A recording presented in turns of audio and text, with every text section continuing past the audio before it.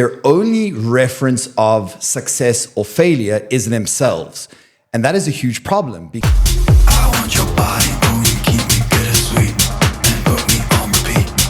Hypnotic, supersonic. I want your body, oh, you keep me bittersweet and put me on repeat. Here's the truth that most people just won't tell you. Your circumstances aren't special. Harsh, but honest. Whatever you're going through, long hours at work, social commitments, family stress, travel, someone else is going through it too and still getting it done. For most people going through a significant body composition change, their only reference of success or failure is themselves. And that is a huge problem because then you don't have a higher standard to hold yourself to. And when you are the only standard that you're holding yourself to, every small setback seems like a reason to quit or a reason to not implement the plan as it should be. My job is too demanding. I travel too often to stay on plan. My family needs me 24/7. My partner doesn't support this lifestyle. I'm just not motivated right now. Do these sound familiar? Well, of course they do, because they're not unique situations. These are patterns.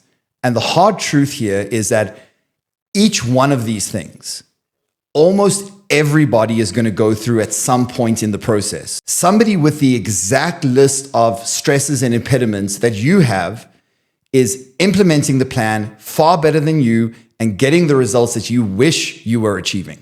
I have coached and still coached international pilots who are traveling cross-continental, prepping their food in hotel rooms. I coach moms with multiple kids who run households. They still have corporate jobs. I work with shift workers, cancer survivors, and people in the military that have real legitimate excuses as to why it would be difficult to stick to their plan.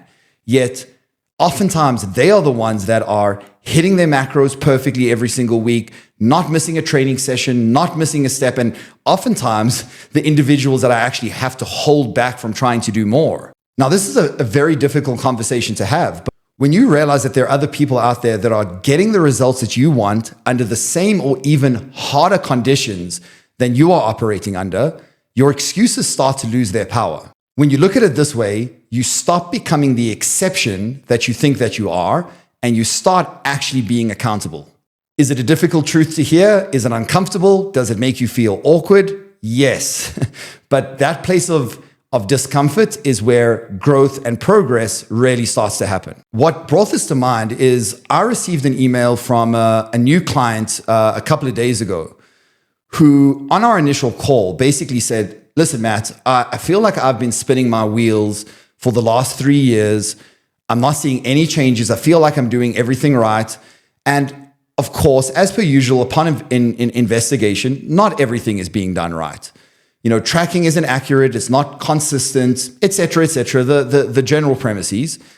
But upon this analysis and understanding what the limiting factors are, there was some resistance to the idea of changing because life is busy, work is stressful, I travel, I have cravings. And, you know, in this kind of circumstance, you have to acknowledge the fact that if you want something to change, if you want your physique to change, you need to change your behavior. You can't carry on doing the same things that you've always done and expect a different result. So as you guys know, I'm a huge fan of psychological reframing.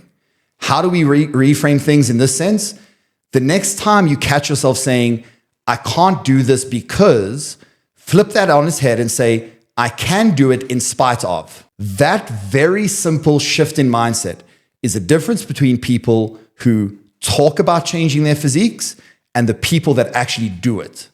If you're ready to stop being your own number one limiting factor, subscribe to the channel and drop a comment below naming the one excuse that you are going to stop making. Someone out there is already doing it with the same obstacles that you're facing.